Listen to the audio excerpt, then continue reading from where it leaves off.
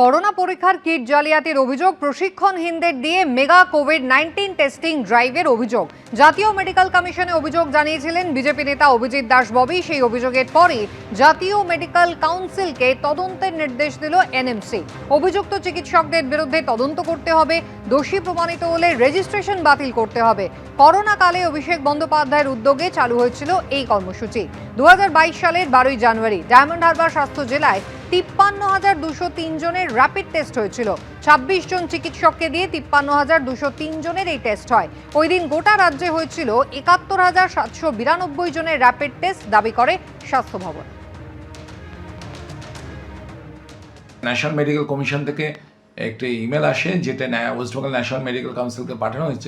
আমার যে কমপ্লেন্ট আছে সেই কমপ্লেন্টের ভিত্তিতে যেন তদন্ত করা হয় এবং অ্যাকশন নেওয়া হয়। আমার কমপ্লেন্টের মূল ভিত্তি ছিল 2022 সালে 12 জানুয়ারি অভিষেক ব্যানার্জি ডায়মন্ড মডেলের অঙ্গ হিসাবে যে মেগা কোভিড টেস্ট ড্রাইভ করে। অভিষেক ব্যানার্জি বলছে যে 1100 জন মাত্র হচ্ছে ডায়মন্ড হারবার লোকসভার মধ্যে আক্রান্তের সংখ্যা, এবং তাহলে বাকি 41টা কেন্দ্রে আক্রান্ত সংখ্যা হচ্ছে 22,000 আপনার 155 জন, অথচ টেস্ট হয়েছে মাত্র ওই হিসাবে 18,579 জন। তাহলে 18,579 জনের টেস্ট হলো, আর ICMR এর ডেটা লগে আপলোড হয়ে গেল যে 22,155 জন আক্রান্ত। তো তারা কারা ডেটা লগ কন্ট্রোল করেছিল, কারা আপলোড করেছিল, কোন ডাক্তারের সঙ্গে জড়িত?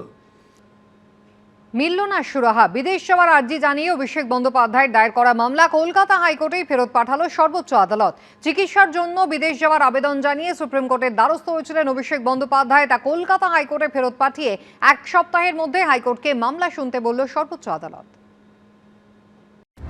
চিকিৎসার জন্য কি বিদেশে যেতে পারবেন অভিষেক বন্দ্যোপাধ্যায়? উত্তর পেতে কলকাতা হাইকোর্টের নির্দেশের জন্যই তাকে অপেক্ষা করতে হবে।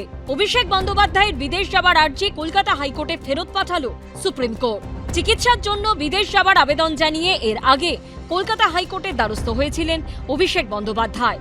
সেই মামলাটি এখন বিচারপতি সৌগত ভট্টাচার্যের বেঞ্চে বিচারাধীন। কয়েকদিন আগে এই মামলার শুনানিতে বিচারপতি সৌগত ভট্টাচার্য বলেন, কোনো মেডিকেল ইস্যু এ রাজ্যে সমাধান হবে না এমন নয়। অভিষেক বন্দ্যোপাধ্যায়ের চোখের চিকিৎসা আপাতত SSKM এ করানোর পরামর্শ দেয় আদালত।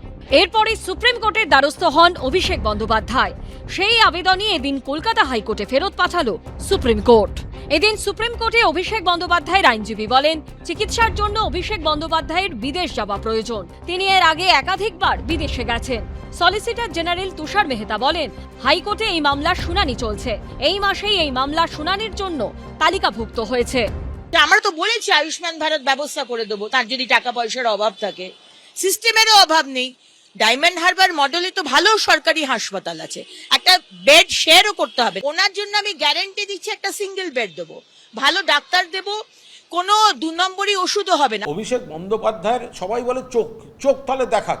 আরে চোখের সাধারণ সমস্যাটা ব্যাপারটা নয়, সেই দুর্ঘটনায় হাড়গুলি ভেঙে গেছিল। বিজেপির কোনো নেতার আত্মীয় স্বজন সারা দেশের, তারা বিদেশে কখনো চিকিৎসার জন্য যান না। তো যে কোনো ব্যক্তির যার জেনুইন প্রবলেম রয়েছে সেটা আদালতকে বিচার করতে দিন। তাই নিয়ে কটাক্ষ, তাই নিয়ে মানে রাজনৈতিক চিমটি এসব করতে যাবেন না। তখন অভিষেক বন্দ্যোপাধ্যায়ের আইনজীবী বলেন, শুনানির জন্য কোনো নির্দিষ্ট দিন ধার্য করেনি কলকাতা হাইকোর্ট। এটা জরুরি। অভিষেক বন্দ্যোপাধ্যায় চিকিৎসা করাতে যাওয়া প্রয়োজন। সওয়াল জবাব শুনে সুপ্রিম কোর্ট জানায় 1 সপ্তাহের মধ্যে হাইকোর্টকে এই মামলা শুনতে হবে। বিজেন্দ্র সিংহ ও প্রতদীপ ভট্টাচার্যের রিপোর্ট, এবিপি আনন্দ। এবিপি আনন্দ, এগিয়ে থাকে, এগিয়ে রাখে।